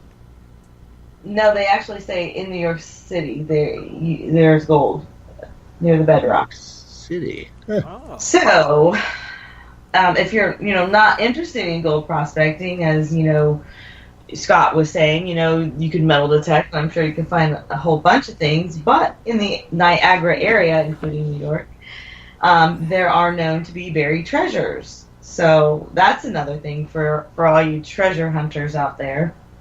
But did you know, it's believed that there could be a pot of gold buried, a pot or a trunk. It's been going back and forth with the legend, but they say that there could be a pot of gold buried somewhere on the banks of the Niagara River in the lower Niagara Glen nature area north of the falls. So the story goes like this. In the small pioneer settlement of White Pigeon, and this was during the War of 1812. The town's just a little community right now, but it is located along Lions Creek, around the intersection of Montrose Road and Schistler Road, and what is known as a rural area within the city of Niagara Falls, Ontario. Well, the settlement's origins go back to the early 1800s, and at the time, that's when logging was the big business there. So anyway, one afternoon during the early months of the war, they say a stranger arrived at the White Pigeon Inn in the town, identifying himself as a ship's captain, and he had with him a heavy chest which he never let out of his sight. So after nightfall, he was observed leaving the inn carrying this chest. He was gone a long time, and when he returned in the morning, he no longer had it. Later that day, the stranger told the innkeeper that he would be back after the war was over. Then he boarded a stagecoach and was never seen again. Around a century later, the owner of the property where the inn had once stood happened to visit a fortune teller. Well, after gazing into her crystal ball, she became very excited, telling the man that there was a box or chest hidden on his property that contained a fortune of gold coins. She explained it was buried near the bank of a stream in an old orchard near some large elm trees. That's what the fortune teller said. Well, of course, the property took this information and was like, yeah, okay. Until he happened to mention this story to an old-timer who lived in the neighborhood who basically told the legend of the captain in this chest. And after hearing this, the man, he started a search along Lions Creek. However, after several years of trying to find this, the gold was never found. So the story continues. On June 8th, 1892, individuals E.J. Crandall, Eugene Van Dusen, and Colonel Lockwood, and they were all from Saginaw, Michigan. Well, then they arrived at the hotel in Queenston. This is 7 miles below the Niagara Falls. Their actions were somewhat mysterious. They frequently stopped people on the streets and kept asking them questions about the area. In addition, they were often seen examining what appeared to be a map. So after a few days, the three men were observed making their way to what is known as Niagara Glen these days. Anyway, when they got there, people saw the men heading into an area of the glen known as Foster's Flats. So even the spot was really, really hard to reach, and there were rattlesnakes and all that stuff. They kept making trips up there, and so people, of course, started to become curious, right? Apparently, deciding some local help needed, though, the men, they asked Jerry O'Leary, which was a proprietor at the hotel at the time, that they needed some help, and that they were searching for $100,000 in gold coins. So the story goes that they claimed it, how the coins got there. They asked about it? What's that? They asked about it? Who asked who about it? That's what I thought you said. They asked about somebody with $100,000 in coins. No, they're searching. And they told O'Leary that they're searching for this because they needed help. Pay attention. Come on. Do I need to do the clip notes? I got it. Get the crayons out. All right. No, I'm trying to grasp all the story, No. I want you to visualize this. Yeah. So they needed help, right? Because they kept going up to that spot. They asked O'Leary. They told him about the $100,000 worth of coins. And, okay, so how did the coins get there? Well, they claimed that they'd been sent from England during the War of the 1812. The gold had been sent from England on a ship to pay soldiers stationed at Queenston, and this was during the war. The treasure was approximately worth $100,000, and it was stolen, they say, by 2 deserting British soldiers. It was taken, and they secretly buried it. Well, years later, a map materialized, and this old map indicated that the treasure would be found 30 feet from a large rock at the foot of an oak tree. The oak tree's roots would look like a hen's foot. So that's how they were supposed to find this thing. So, of course, the inn owner heard the tale, and he joined the search so that he could get a share of the gold. And all of them would do the searching at night. So, anyway, despite their efforts of trying to be quiet about it, this created the curiosity, and a U.S. Customs officer came across the men and would spy on them from a number of nights on the side of the river, and he was convinced that they were opium smugglers. He was also very anxious to discover what was in that large trunk that the 4 men were seen carrying out of the hotel each night and bringing it back the next morning. It was many days before he found out that the trunk contained not opium, but 50 small canvas sacks in which the treasure seekers were hoping to carry away the gold when they found it. But after 3 weeks of digging on the site, they did not find any gold.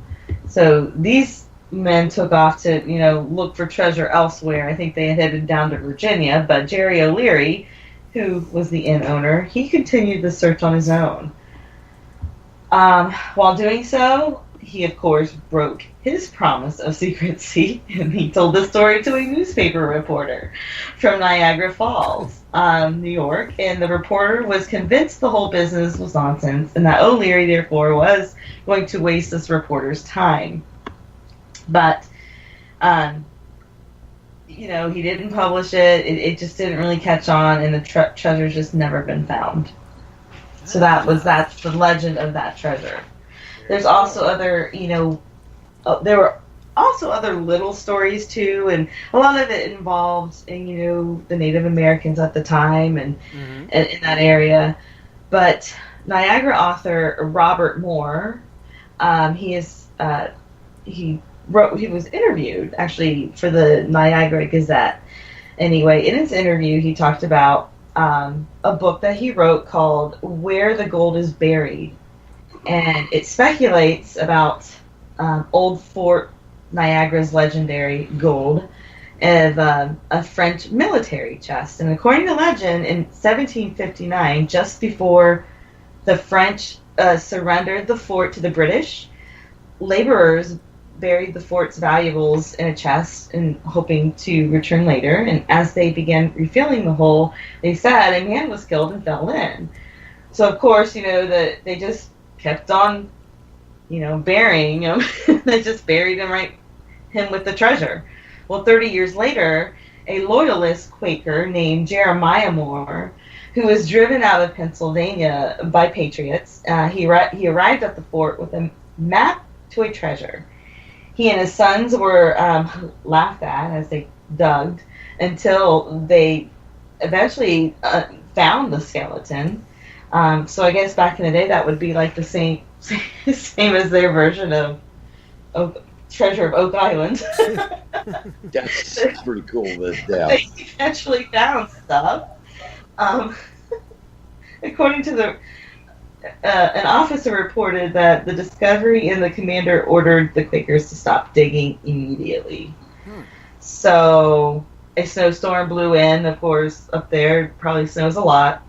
And when they returned to the hole, they couldn't find it. So to quote the legend, the flagstaff had been removed. So anyway, this book goes on to talk about this adventure. There are many speculations of, what happened to that, the treasure. The obvious conclusion, of course, is that the chest was dug up by the soldiers during the storm, but, that would just be way too simple. Yeah, and nobody heard about it, yeah. Let's make it more intriguing, right? Mm-hmm. So, for more, the author, he actually done research and learned that his family was a descendant from Jeremiah Moore. Oh. And, he wrote a book about his family history, and while he was doing that research, it explained how, he got map 1, is what they called it anyway. Though the tale has been published at least twice, there has been no further evidence or detail. He searched for so many accounts of the, all the loyalists who what they endured reaching Niagara. He couldn't really find anything about the treasure. So, the story is intriguing to read, and I think it's kind of told in, I don't know if you guys read any of Ron Feldman's books about the different treasures out in Arizona, most famously the Lost Dutchman. But the book, there was an excerpt in the Gazette, which I didn't, put it all word for word in here, but I just kind of touched on some of the points if you want to look at it. It's really interesting how he tells it. Mm-hmm. So I think I will be looking that book up. Cool. Oh yeah, definitely. Anyway, there are other stories. I'll go with another one that's up there. This occurred during the 7 Years' War. This is a war against the British and French this time. Mm-hmm. This was on the Great Lakes in a battle to secure Upper Canada and control the area north of the United States. So Lake Ontario was just a big hub of, cannon fire, and those wars were fought mostly on those lakes. So they say a French gunboat sailing across the southern shores of the eastern end of the lake near what is called the Gap. It's an open space between two of the larger islands on that end. Anyway, the ship laden with military documents and then barrels of gold headed to Fort Frontenac. Frontenac. Anyway, today it's known as Kingston. The French ship was nearing the Gap when the British ship, under the command of Captain Bradstreet, spotted the French vessel on its way across the lake from Oswego, New York. So Bradstreet gave the chase to the French ship, cutting it off before it could reach its destination to the fort, but evading a potential capture, the French ship reversed direction and sailed back west, trying to escape Bradstreet and his fleet.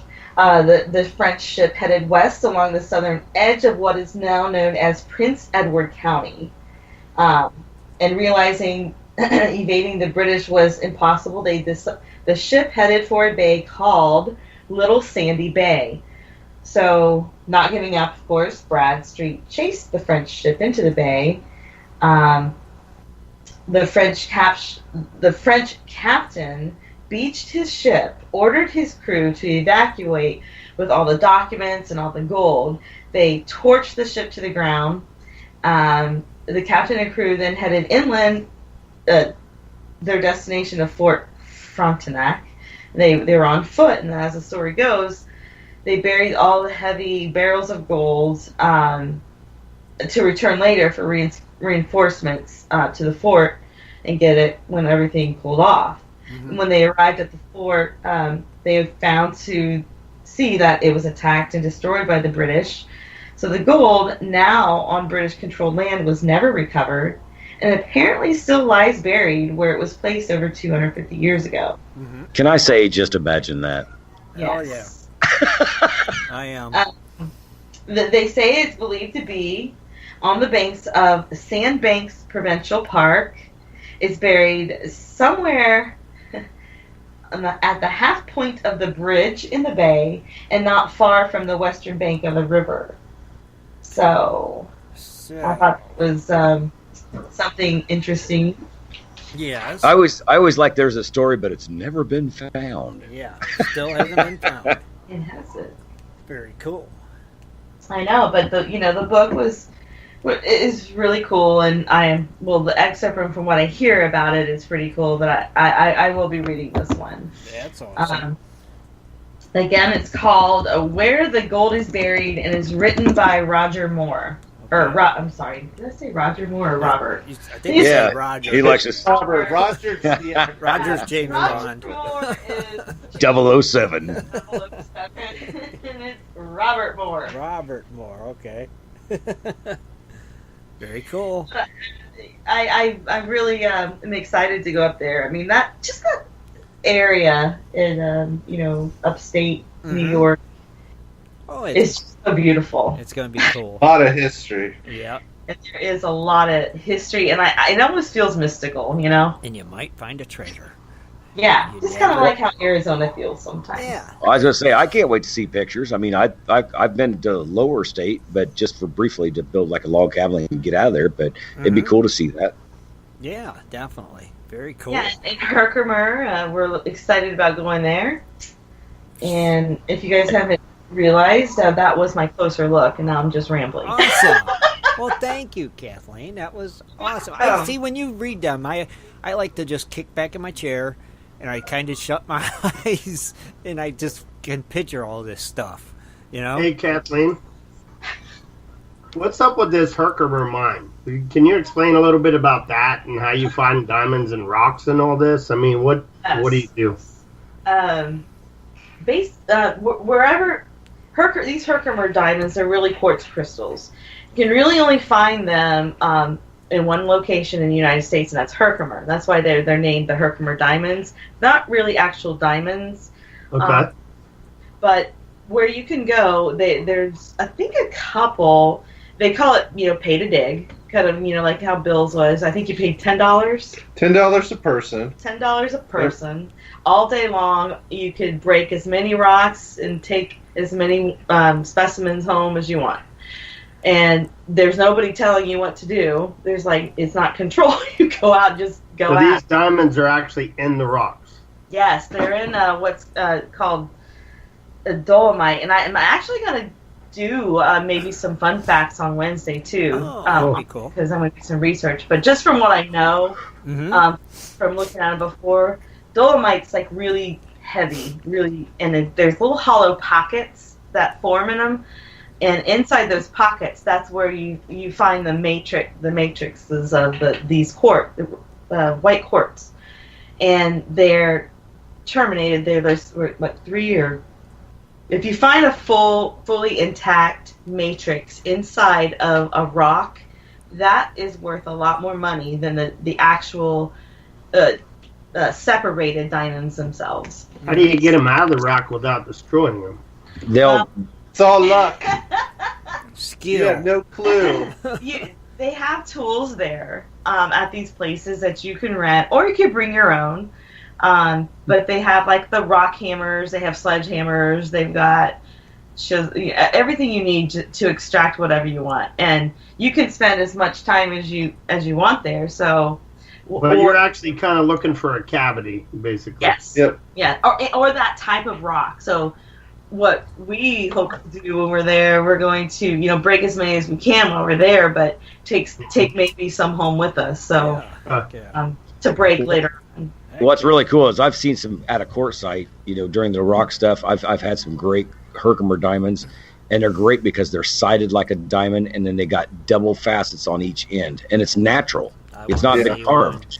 I can't wait to see it. I know Kathleen will get it, so we won't talk too much, but it up there in the history of these quartz crystals. Oh, yeah. It goes back. Native Americans were really spiritual with them. It's a very spiritual gemstone, if you will. It's they believed it had properties that gave you intuition, if you will, like psychic, or just very spiritual.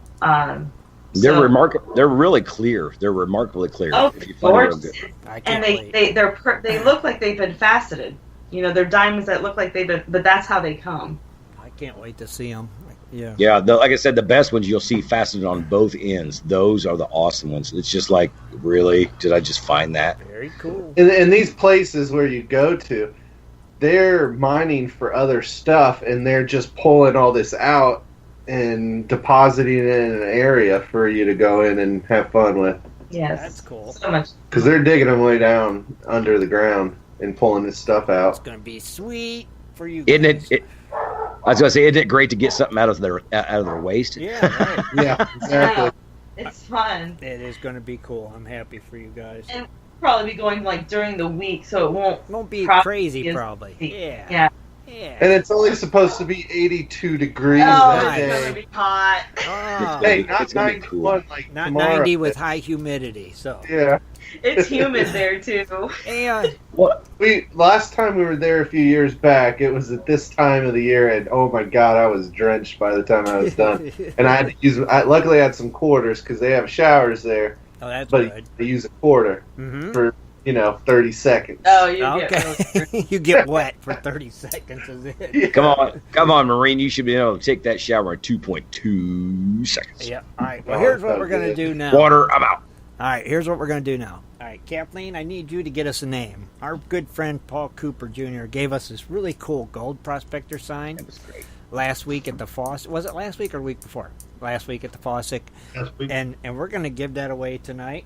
So, Kathleen, get us a name, and then after you do that, I guess Dennis and Caleb are going to call in and give us a quick report on what's going on up there in Alaska, and then we'll go ahead and wrap it up. So, Kathleen, you just let me know when you got a name. The rules are, as always, 1 minute and 30 seconds to answer in the Gold Prospector Space chat room that you are here. It's that simple. That's all you got to do is say, I'm here if Kathleen calls your name. So, thank you, Paul Cooper, for that awesome giveaway tonight. And while I'm chatting. And the picture of it's right on the site there. Yep. Tim posted it earlier. Yeah, I did. I put it on the site today, so it's right there on GPS main page. You can check that out. And while I'm rambling, while Kathleen's looking, don't forget to tune in to Ed and Jess and Dano on their Tuesday night hangout, 8 o'clock Eastern Standard Time over there on their YouTube channel. Be sure and check them out. And Kathleen, just cut in whenever you're ready. And I got the name. you got the name? All right. Actually, the name was Shad's, but What? randomizer. So I'll go with the number 2 name. Oh, Shad. Wah, That's wah, not wah. fair. You bought one, Shad. Wah, wah, I know. Well, they're cool. Oh yeah. All right. So the next name on the list is Lou Atwell, DKS Mining. Oh, no. All right. Lou. Miss Come on, Lou Atwell. Let's see if Lou's paying attention tonight. Come on, Lou Blue And I Marino. played that music just for our boy up in Alaska. Oh, I was going to say, I know that name.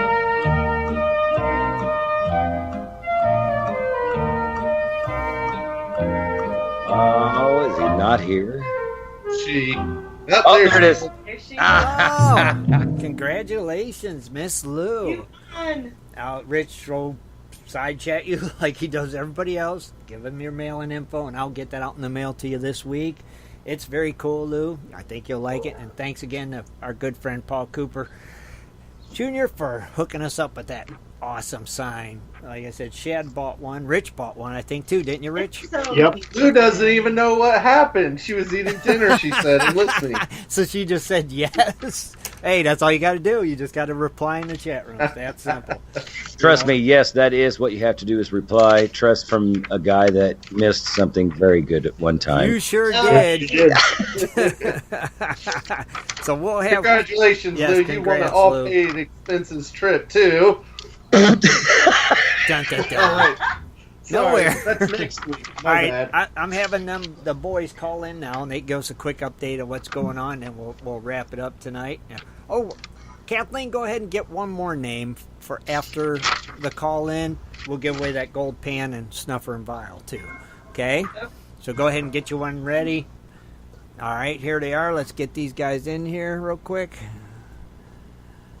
All right, are you Alaska boys there? Yeah, me, Dennis, and they're here. How's everything going down there in the great north? Awesome, man. You guys, really good. You guys, how? Give us some numbers. How you doing so far? We're killing it, Jimmy. Everything we got's been loaded. That's not a number. Come on, tell me. Yeah, I was going to say, number. Number. Give us a number. Come on, just roughly. First day we dragged 10 grams. Second day was 9 grams. Okay. Today we went to Montana Creek and just played around in the river. I don't even probably think we got a gram, but it was awesome and fun. Okay. And we might have. We haven't even done our cons yet, but okay. I don't know, but man, it was fun. Just cruising in the river. Gorgeous, Hey, it was cool. gorgeous. It was cool. You guys did that charity work.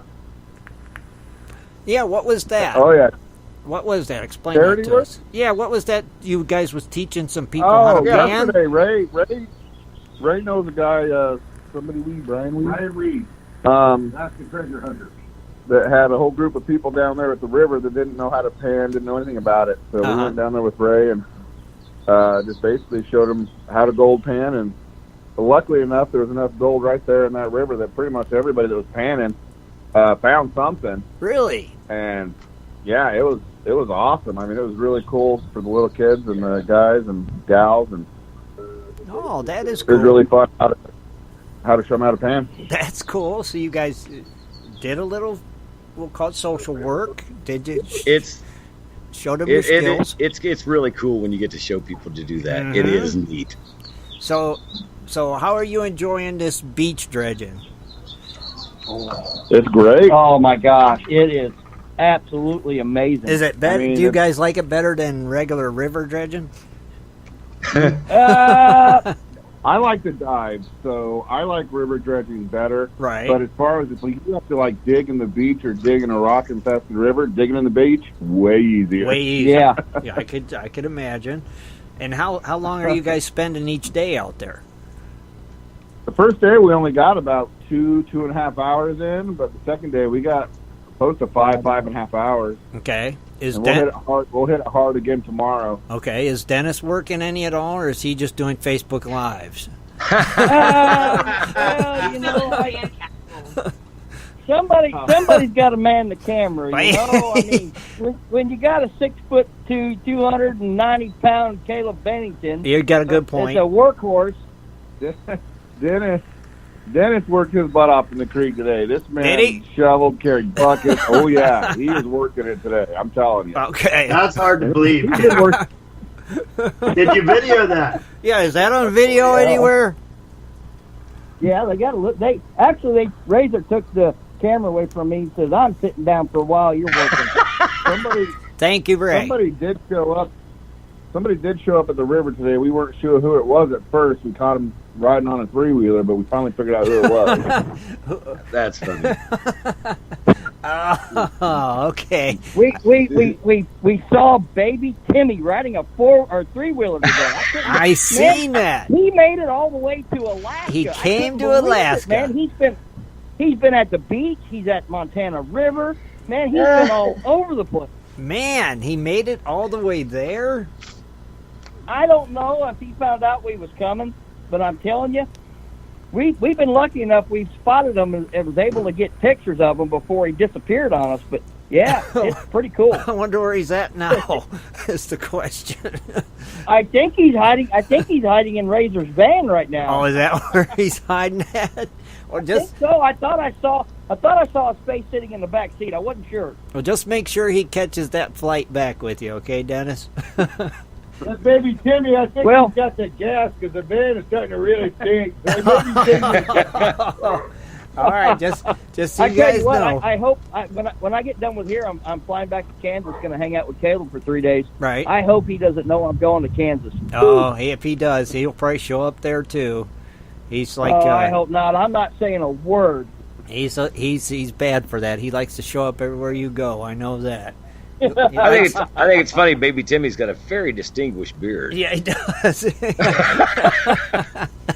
But you guys are having a great time, it sounds like, and that's cool.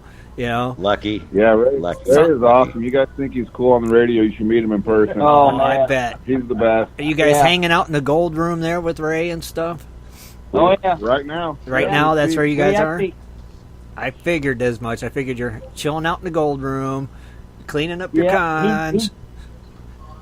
He's got the Go Prospector site up, and so we're in there all looking, watching, chat room. And That's cool. Hey, real quick, Tim, did Lou just win that prize? Yeah, she did. Yes, she did. Okay, if you're listening, Lou, I will call you as soon as I get back to Colorado. That's kind of an inside thing. I want to say that because hopefully you don't think I'm ignoring her. But I'll call her as soon as I get back to Colorado. Well, I'm sure she's listening. I'm sure she heard that. That is cool. But I'm glad you guys are having a great time down there. How many more days you guys got? We got till Friday. Till Friday. All right, cool. Yeah. Nice. And that's going to be 5 more days of dredging for you guys? Oh, yeah. Yep. Well, except Friday. We're leaving Friday Well, right, morning, except for so. Friday. Okay, so we'll say 4 more days of dredging. Man, that is awesome. Yeah. I am. If all our toes could handle it, I'm starting to seriously get sore. We're all starting to.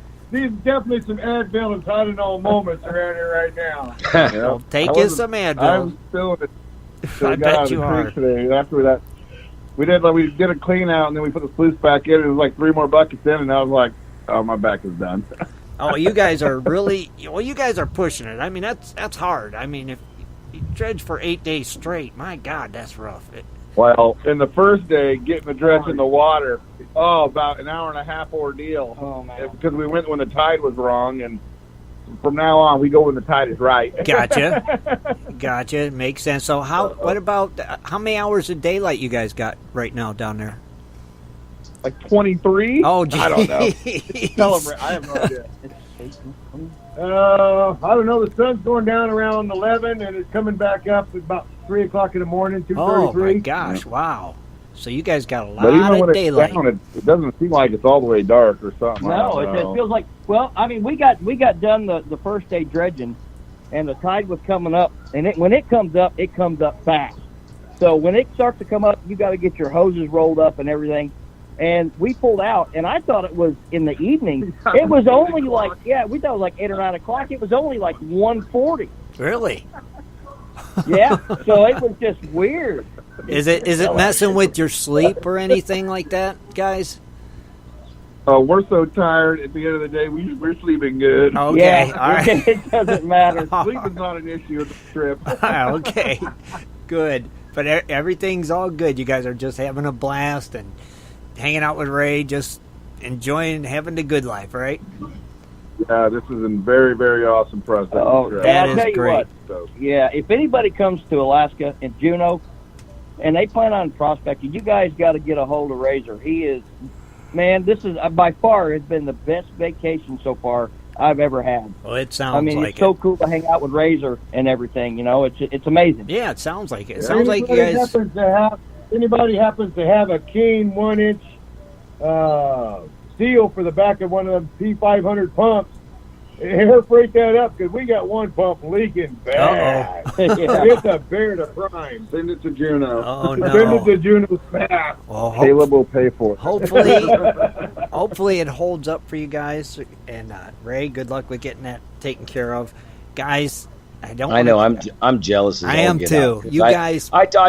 I talked to Ray like a year or 2 years ago. I was like, man, I'd really like to come up there, because he started out doing his thing, and I'm seeing him. And then, you know what? Dennis had I got to say it, the cojones, the guts to pull the trigger and actually get up there and go see him. Yeah. And, timing's everything. But they're up there right now, and, man, I'm super jealous. It Me just too. drives me nuts. You guys, I hate to cut you short, but thank you for calling in, giving us a quick update. You call in Wednesday, give us another one if you'd like, and just keep doing what Wednesday, you're doing. Tim, Wednesday, just put my number on, Okay. and I should make the show Wednesday. Okay. Your cell phone number, you mean? Well, I can use your Skype. Yeah, you can probably Skype right through me. Yeah, Okay. I'll use Razor Skype. Okay. I'll have to add him. I don't know if I have him in my contacts. I'll have to get him in And there. and we want numbers too, not glorified trip. So We want Wednesday, new number report, guys. That's right. Yeah, but guys, thank you very much. You sound like you're having a blast, and we're very happy for you. Keep it up. Have fun. Be This safe. is Caleb giving a shout out to all my GPS peeps. You got it. All right, guys. Be safe. Have fun. Get that gold. Facebook Live. Facebook Live. All right, guys. Later. Good talking to you. Bye, Later. guys. Peace out. Very cool. That's awesome. They're having a good time. They're getting some gold. They're having some laughs, chilling out with Ray. That is pretty good life right there. I'm telling you. Yeah, I'm jealous too, Scott. For sure. He did it. He did it. They did it. Yeah, both of them did. Yep. Way to go, guys. That's right. They did it. Mm-hmm. All right, Kathleen, you got me one more name? I do. Okay. Same rules as last time. 1 minute, 30 seconds to answer in the chat room that you are here. It's that simple. So, Kathleen, give us that name. Kevin Favreau. What was it? What? Kevin Favreau. Kevin Favreau? Favreau? Favreau. I'll have to spell Favreau. It's kind of hard to hear you. You're like in the distance. Kevin Favreau? Kevin Favreau. We typed it in the chat room. Yeah. 1 minute and 30 seconds, Kevin. Here, since Dennis is away, we're giving him the Jeopardy. He's here. Dang, I didn't even get there to it play my is. Jeopardy theme. I wanted to play it one more time since Dennis. Oh, he's good. He's quick. He's like, oh, I'm here right now. He's paying attention. That's the way it should be. Awesome. Great And just job. for that, Dennis will ship you 10 grams of gold he's got, right? Kevin, how to spell that last name? I got to see it. I got to write it down. I couldn't see it. Cotton picking. I did it again. Favreau. How do you pronounce that? I'm not asking Favreau? Is because that like he a can talk to us. Is that like French? Favreau. You want to have him call in? No, no, we're wrapping it up. Got it. So, Kevin, Rich is side chatting you. We need your mailing info so we can get that out to Steve Hamilton at MakeYourOwnGoldBars.com, and he will send you out that new gold pan snuffer vial and stuff that goes along with it. I also want to mention our Patreon giveaways coming up real quick for that quarterly nugget giveaway from our good friends over at Tommy Knocker's Pay Dirt, and our Crony Club quarterly nugget giveaways coming up, sponsored by our good friends over at Dirt Hog. Both of them's coming up in like 2 weeks. So if you're not a patron, support the show. Check that out. You can be in on that or become a crony. If you're not sure if you're still a crony, better click that Cronies Club tab. Make sure your membership's still active. What am I forgetting? Shadrow. Anything? Maybe West Coast Wednesday there could be another giveaway. We don't know yet. All right, cool. Good to know. Oh. Never know. We will see, right, Scott? You got that right. And Scott will be here Wednesday. Kathleen the Shad will be here Wednesday. Rich will be here Wednesday. And Dennis might even make it for Wednesday's show. So, very cool. We appreciate everybody being here tonight. Shad, am I forgetting anything, brother? No, you got it all. Think I got it all. Rich, you still working on the addresses? I'm still waiting on his address. I side chatted him, nothing yet. All right, Kevin, Rich side chatted you. Look above the names there in the chat room. You will see something from Rich. Click on that and respond so we can get your mailing info. If you lose out, it's not part of the Gold Prospector Space routine. If you sign out and lose the site, I can't get your address. Right. Exactly. Don't sign out until Rich gets your address. That's for sure. And like I said, we don't want to thank our friends and sponsors for the giveaways tonight. I want to thank everybody for tuning in. Kathleen, awesome job on Closer Look with Kathleen. And Rich, awesome job with Cooley's Corner. And a big thank you to Ken, the Mountain Man, for stopping in and helping Rich out tonight as well also. So, let me think. We're going to go ahead and wrap it up. So, all right. We're out of here. We'll talk to everybody Wednesday. Have a great week, all. Good night, everybody. Good night. Night. Be sure to tune in next Sunday at 7:30 for another great show.